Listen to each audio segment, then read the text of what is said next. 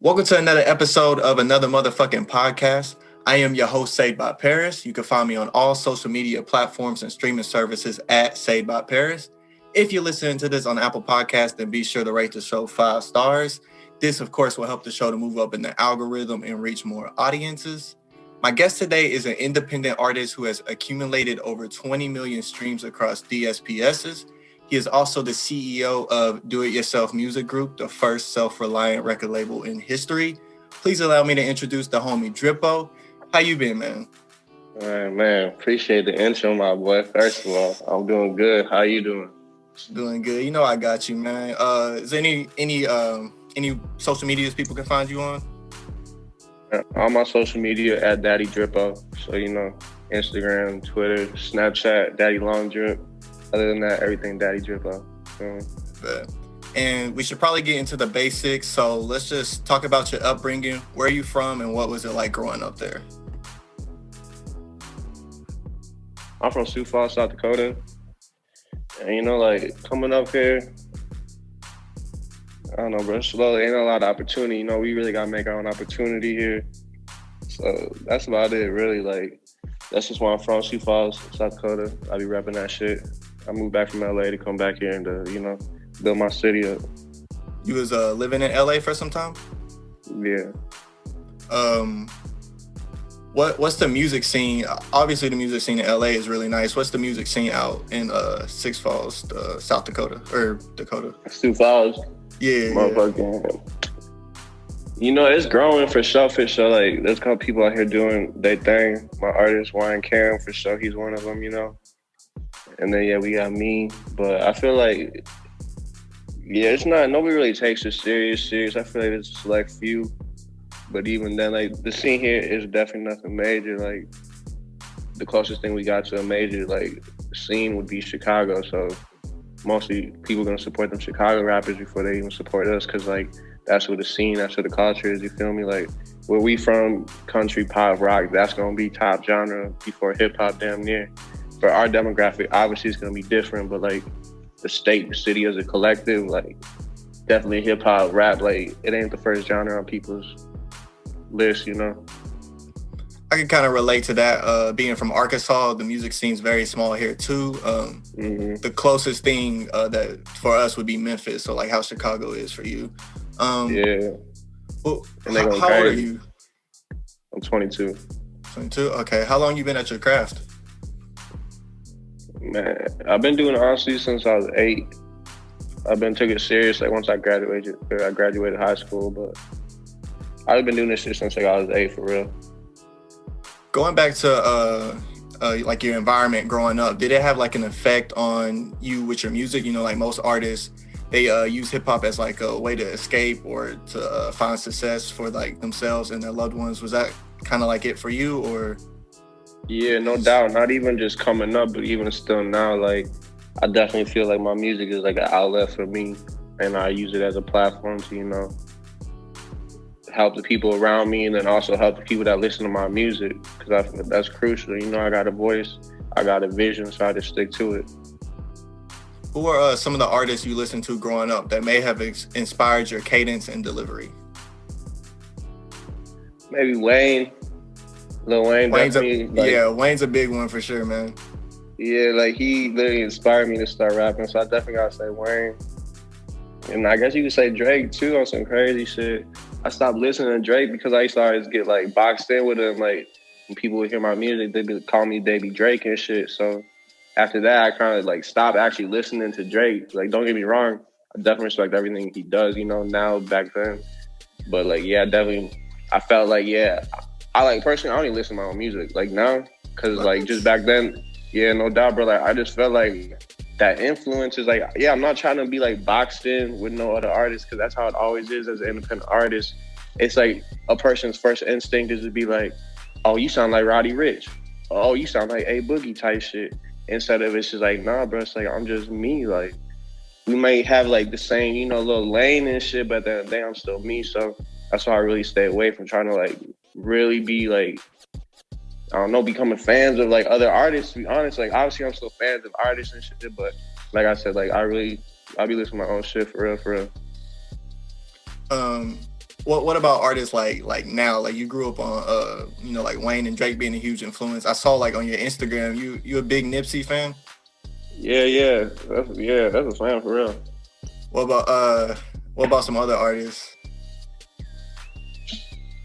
Because like when I was listening Dolph. to Dolph, I was gonna say when I was Young listening Dolph. to your single "Blue Over You," I like immediately drew comparisons to Lil Uzi Vert. I don't know if anyone's told you that before or not. Nah, but that's kind of who I would compare my shit to. Tell me about your name and how did you become known to be known as Drippo? Man, Drippo came apart. And one of my old managers just called me Drippo randomly. He just like posted a picture on Instagram. He's like in the studio with Drippo. Like, I don't even know where this. I never asked him. I don't know where the fuck he got this shit from. Nothing, but like I was already doing shit like still sipping water. Like that's my ad lib, and I was just doing shit like that. So just when he like said that, it just kind of stuck with me. I just ran with that shit. You feel me? It's a dope name for sure. Appreciate that. What? So this was Drippo like your first name, or did you like rebrand? Because I know like on Instagram you were going about was it KDC? Yeah. So I rebranded like 2 Chainz did with Titty Boy. You feel me? Yeah, I feel that. What made you want to rebrand? It was just that time. You know how I grew it. Like Drippo was who I really was to begin with. Like my favorite color, blue. I'm all about the waves. Just the name fit my image and who I am as a person more than really KDC. That's more of my initials. You feel me? That's just me as a person. Feel that. The way a rapper looks from their clothing to the jewelry, and you came up in here dripped out too. It plays a big part in the music industry as it is often based on success. So, would you say your image is something that you take into account? Yeah, definitely. Like the brand is everything. You feel me? That's what I think a lot of independent artists don't understand. Like, just like look at 6ix9ine for instance. I don't even want to bring him up, but he's just honestly the best like example. People love him as a person. It's like you didn't even fuck with his music, but you fucked with him. So just even that, you still a fan of him. You still engaging with his content, yada yada. You feel me? So shit bigger than music, especially nowadays. You feel me? Like qualities and your actual talent is probably 20% of the game. Yeah, that's facts. Talking about like 6ix9ine, like other artists too, like the crazy color hair, the face tats, all that stuff. People love that shit. The jewelry, it makes you look successful. It says a lot about your brand. And speaking of face tattoos, would you ever consider a face tattoo? Yeah, bro, no doubt. But that's just the thing. I feel like niggas done ruined that shit for people now. Like, as an independent artist, it's just like, oh, he got the face tat. Like, I'm gonna be boxed in immediately. Like, that's definitely something I would do because, like, I ain't never worked no job in my life, so it's not like I'm worried about that. Like, but to me, it'd be like, yeah, if I started getting all the tattoos on my face now, people just gonna be like, yeah, bro, he just doing what everyone else is doing because, like, that shit dead now. I don't feel like that Brandon tour or whatever, that little Brandon trick niggas was doing, that shit played out. Like, you can't just go get the face tats and all that. And nah, bro, that's over now, 2016. But Brandon's still important. But that whole little Brandon gimmick that niggas was doing, like you said, the whole face tats, the jewelry, the hair, all that shit, that's over. You feel me? Yeah, I would say it's almost like we're looking for like the next thing as artists to just being ourselves, really, not just trying to fit in with the crowd. Literally, that's awesome about it. You got noticed early on in your career and did some songwriting for some record labels. You want to tell us more about that? How you came about and who are some of the labels that you may have worked with so far? Well, man, it really just came about me dropping my own music, you know? So when I was like 16, I had the A&R Atlanta hit me up. And that kind of just started it. That's the first time I ever got my feet wet in the songwriting shit. Just fast forward like a couple years later, you know, I just got blessed to be, you know, meet some people who was doing some things in the industry. And I just got connected. And from there, shit just grew, you know. Like, I've honestly worked with every label you could name. The top 3 for sure, you know, and every label they own. Are you able to tell us about some of the artists that you either worked with or maybe wrote for? Like, honestly, bro, I cut demos for like a lot of artists, pretty much any artist you can name.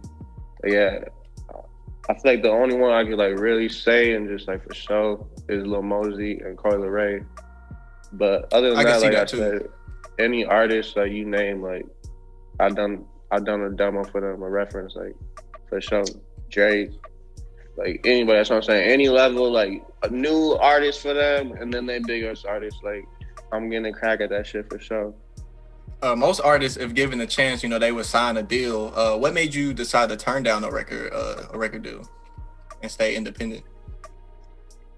Ownership, bro. Like if they trying to offer me 300,000, then at that point in my career too, it's like, so what am I gonna be? How much are we really gonna make? Because this shit a business. Like y'all obviously seeing something, and y'all gonna capitalize on it. Like they ain't taking as many risks as people really think. Like they are, but like the numbers is already there. You feel me? They can get some projections put together. So to me, it's just really about ownership. Like y'all trying to give me 300K, but I ain't gonna own anything of my 360 deal. So it's a wrap. Like everything gone, and I'm locked in for what, 3 to 7 years. Like I'm For cool on that, honestly. Pretty much, once you break that down, like people just seeing the 300,000, but it's exactly. If this deal's 3 albums, 7 years, like, bro, you gotta divide 300,000 by 7. That's really how much you making per year. Like, is you able to live on your lifestyle with that?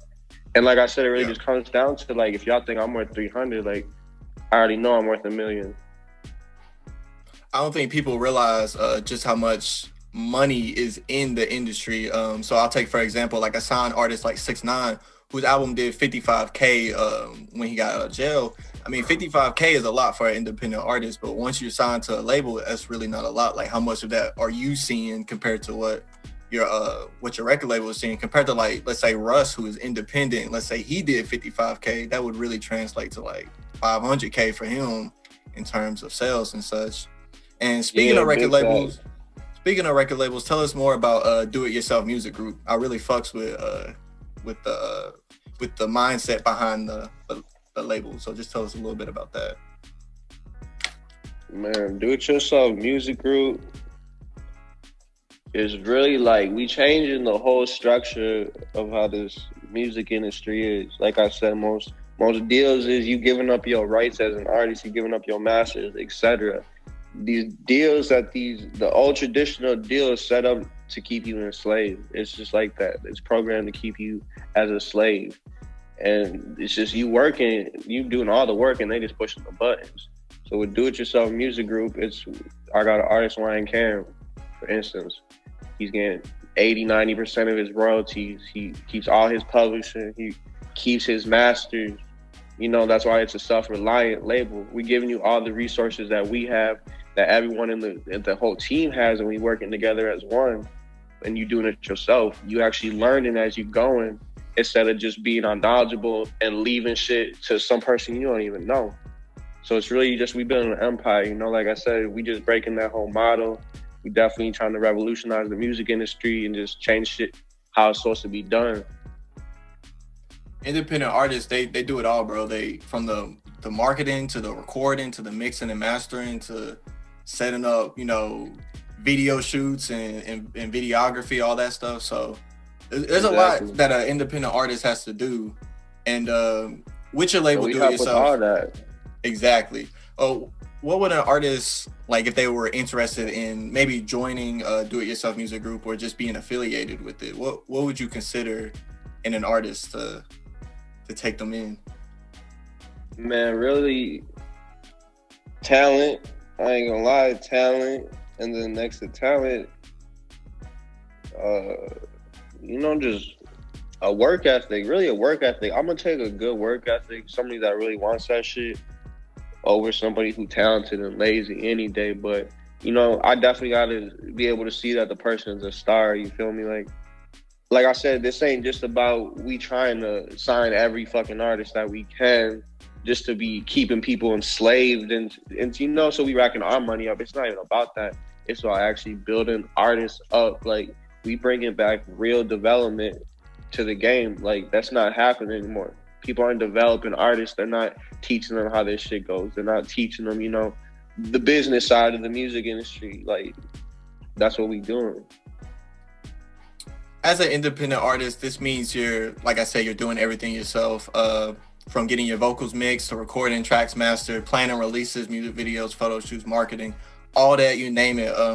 What motivates you to stay on top of everything, especially during COVID, bro? Shit, I just want it, bro. Honestly. Like, I feel like that's all it comes down to. Like, I feel like COVID was a time for people to, like, shit, if you ain't making music during COVID, when you in the house, you know, like you really don't want it. To be honest, like, this whole year was a time for people to reflect and, you know, focus on themselves and be more aware about themselves and really where they headed. It was a year of individualism more than anything. Yeah, for sure. As someone who has seen the ins and outs of the industry, what's some advice you can give to aspiring artists?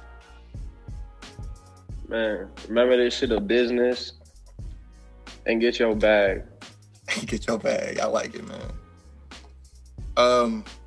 What goes into the creation process when you're creating songs? Like I said, listening to your single Blue Over You, I immediately drew comparisons to Lil Uzi Vert. The cadence is similar, the melodies catchy, all that stuff. So what goes into the creation process for you?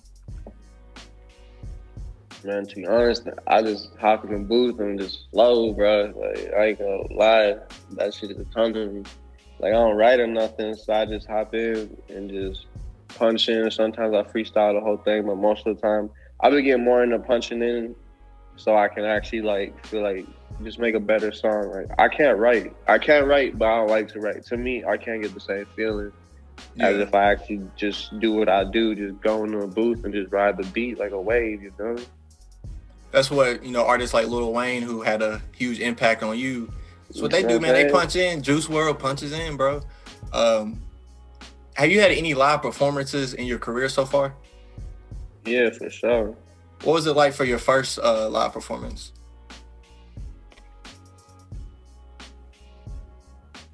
I'm trying to think of my first show, man. I got a good image, but I'm trying to remember how it was. You like nervous? Yeah, that's what I was saying. I was definitely nervous for sure, like, because this is how you got to picture it too. I'm 14 years old and I'm performing at a bar. Like, everyone that's pretty young, bro. That I'm rapping with is like 25, 28 years old. Like, I'm not even supposed to be in the bar. This is supposed to be a 21 plus up event. They tell me at 11 o'clock, like, yeah, bro, you got to get out. Like, do your set and you got to bounce. So the first show was definitely, you know, like nerve wracking. But once I actually got up there and rocked that shit and people was like dapping me up and just doing crazy shit when I got off the stage, like, that's when I actually realized, like, I'm where I'm supposed to be, you know? Like, just because I'm young and that don't even mean shit. Like, I know what I'm doing and I actually believe in myself too, but for the first time to actually go out and perform the shit and for people to actually give you that feedback and for people, you know, to see how people are interacting with your music and engaging with it, you know, that's definitely powerful. That definitely keeps you going. So you was 14 when you did your first performance? Yeah, 13, 14. How old were you when you first got in the booth? 8. Damn, okay, that's young, bro. Yeah, I'm telling you, I've been doing this, like, so that's what I'm telling you. It's about that vision, like, that's why, to me, this shit ain't no game, like, people already know, like, bro, I've been doing this shit. So, you know how many people I done seen quit, you feel me? Fall off, etc. Like, I already know I'm gonna make it. I already know I'm gonna do what I'm gonna do because I ain't never quit. And I never will till I get to where I'm trying to get. And even then, we just got new vision. We got new goals that we set, you know? Too many people just fall because of temporary failures, and it's not even that, bro. It's just lessons. You just gotta come at it with a different plan. You gotta keep going, bro. You take a break. Any break, man, that'll really set you behind years, bro. Is how I feel. If you don't keep going with that momentum, you know, it's like starting over every time. It really is, though. Have you opened for any big artists yet?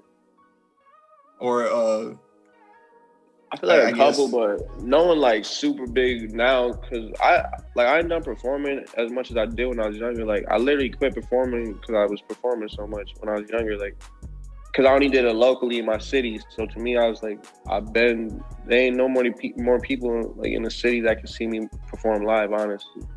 So So I stopped doing shows, and I just recently did another show in Cali when I lived out there.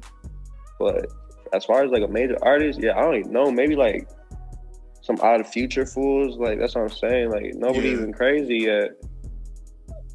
I know you said you kind of took a break from live performances since you were doing them so much growing up when you were young. When you do get back into performing live, where are some places you hope to hit up? I know you want to go overseas. Yo, you just read my mind, boy. I'm about to say London. London definitely already showing love and already like got a little, fan base growing over there. So I know that shit coming. London finna be hard. I'll definitely probably say like Texas. Oh, and Canada, Toronto. Yeah. Toronto, bro, they going crazy over there right now. Niggas don't know. Like, they got a crazy ass music scene. People don't realize, like, as an artist, bro, you tend to blow up in other places before your hometown. A lot of people in your hometown just be hating. I'm not saying necessarily people in your hometown was hating, but it seems like you get more love overseas or in other states than in your home state.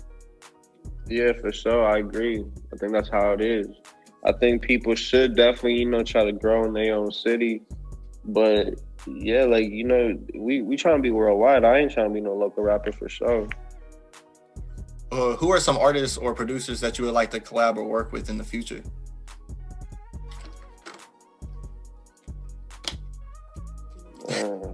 Wayne, Uzi. I would say Uzi go crazy on some shit.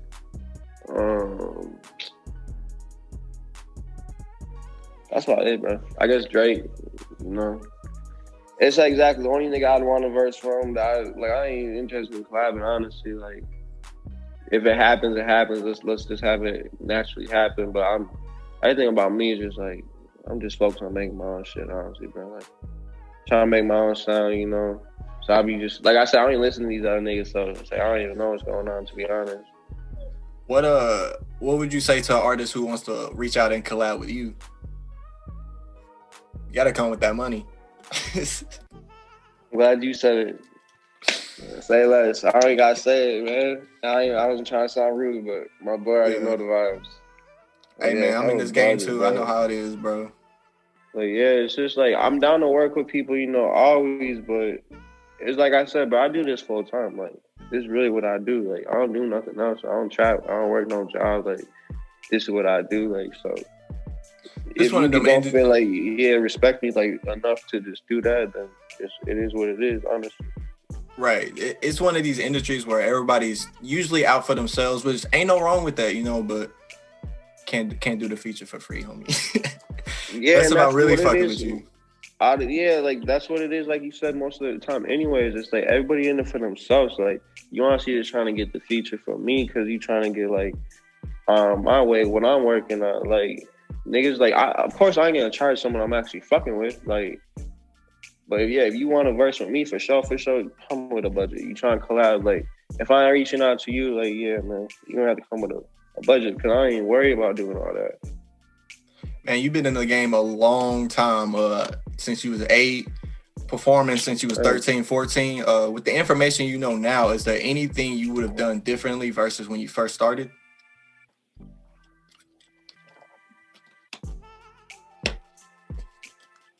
That's a good ass question. Like, yeah, definitely, but I'm just trying to think of, what? There's a lot of things I would do different. I'm trying to think of what would probably be like the most important thing. I honestly think it would probably be just like building a team, though. Building a team and then actually learning the business side of the music industry. Because it took me like 10 plus years to actually understand even what the fuck a royalty was, damn near. Like, I had no clue about anything in the music industry. So there was a point in my career where I literally like didn't drop music for like 2 years. And I still obviously had music out that I was like going up, but I literally didn't drop no new shit, but I was just studying the game. Like, and once I actually did learn the music business, like, that's when I feel like I did get into the industry more. I was able to build more relationships. And like, yeah, just learn how the actual game works. Like, it's not just all music, you feel me? Like, this shit's a business, like I said. So it's the music business. You got the music for sure, but you understand the business side of things, you making sure you get in all your back ends, all your front ends properly, making sure people around you is getting their payments properly, you know. You got a single dropping this Friday, which at the time of recording this is December 30th, or right? Yeah, December 30th, right? You got a single dropping January 1st. Tell us about that. Yeah, the single dropping Friday in my bag, you know. It's just about, a lot of people probably take it as like I'm in my bag as in like some money. But now it's just about, you know, I'm in my bag, like I'm in the flow, you know. I'm on that wave, real, you know, just going crazy. Like I'm in my bag, nothing can stop me right now. Feeling like Drippo. What you got planned for 2021? Man, just more content for sure, you know. Just more content, more moves, you know, growing the label, growing my artists, and just building a team, you know, laying bricks every single day. So one day we look up and we got a whole motherfucking castle in front of us. You working on any albums, any team albums, anything like that? We'll see. But singles for sure. But my artist, Ryan Cam, is dropping his EP, Golden Child. Look out for that real early 2021. And what are you looking to accomplish in hip hop? For some artists, it could be recognition, awards, respect. For others, it could be riches. What is Drippo looking to accomplish before it's all said and done? Man, all that. Everything, this is how I can just put it simple. Everything Drake doing, I want to be as big as Drake, bigger than Drake, independently. I'm going to show everybody on, you know, label to do that. That's literally my staying mission. Independent? Man, if I wanted to sign a deal, I would have been did that. You right. What if someone comes at you with a fat ass check, man? Like, I'm talking millions.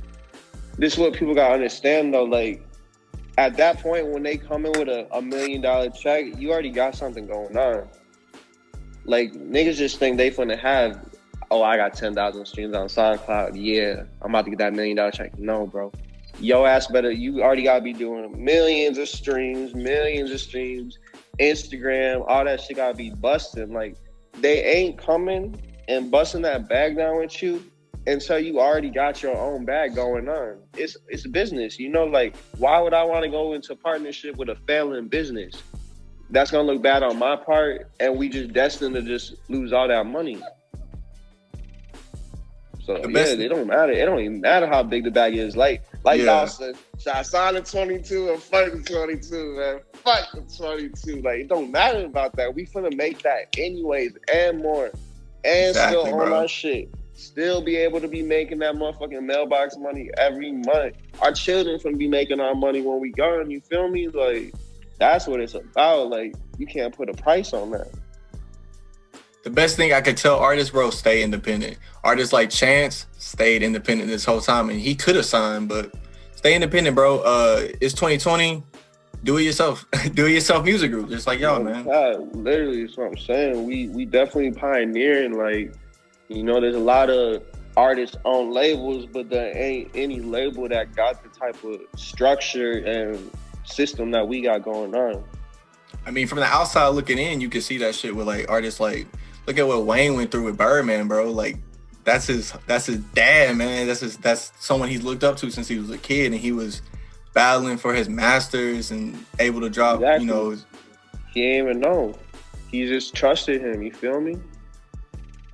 I think artists like Nipsey, they was really trying to spit this game to young cats. Do you want to, with you being a fan of Nipsey and looking up to Nipsey, do you want to keep that going? Kind of like, I know that's his legacy, but you feel what I'm saying? Sure.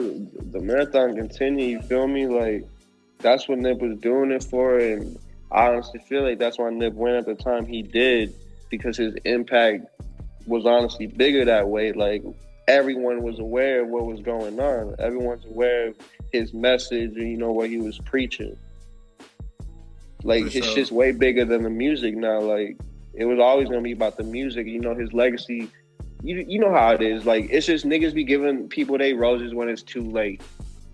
Yeah, unfortunately. So it's just like one of those things. Like, he got his roses, in the time that he deserved. You know, not even, he should have got it years before, obviously, but you know, he got it at that time, and at this time that we living in, that just created this whole revolution that, you know, like, you don't need the label. He was already showing everybody that, but he wasn't on that platform. He didn't have that platform like that until he actually passed away for his message to go out to the masses. You feel me? Man.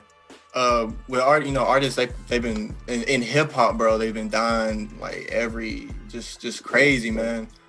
How would you like your legacy to be left if, you know, tomorrow ain't promised? Let's say tomorrow, you know, something happens. How would you like your legacy to be left?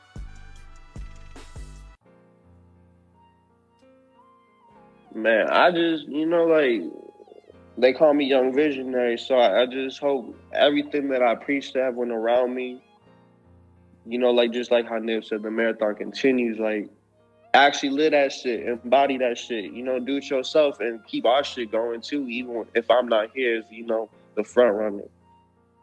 For sure. Before we close out the podcast, are there any final thoughts? Nah, bro, just appreciate you for sure. Like, it's For a great sure, time, bro. you know, chopping it up with you. I appreciate you coming through. You know, I'm gonna be watching you. Hopefully, we can get another interview going sometime in the future. Yes, When sir. Drippo's popping, you popping right now, but you know what I mean when I say that. Yeah, bro, it's like, it's the startup. Like, niggas don't even know. Like, we, like, watch how shit go up this year for sure. Like, it's really the beginning. Yes, So sir. you already know I got you, bro. Like, I ain't one of those niggas. Like, tap in. You feel me? That's all you gotta do. Tap in. I'm with you. Like, I'm gonna remember this. You feel me? Like, no matter how big I get, like, if you could still be at the same level, like, I would still be just out to love, like, off rip. For sure. And vice versa. It's all love on my end, man. So with that being said, this concludes another episode of Another Motherfucking Podcast. My guest today was Drippo. You can find him on social media, all streaming platforms at Daddy Drippo, or at Do It Yourself Music Group. If you're listening to the YouTube version, I will, of course, be dropping all of his links in the description below. I am your host, Saved by Paris. Until next time, man, we out. Hey, if you made it to the end of the podcast and you're in dire need of more content, then head on over to Saved by Paris on Instagram, Facebook, and Twitter, or brush up on some of the bass content over at the Bass While We Skate channel on YouTube or on SoundCloud. As always, have a great day and see you next week. Peace.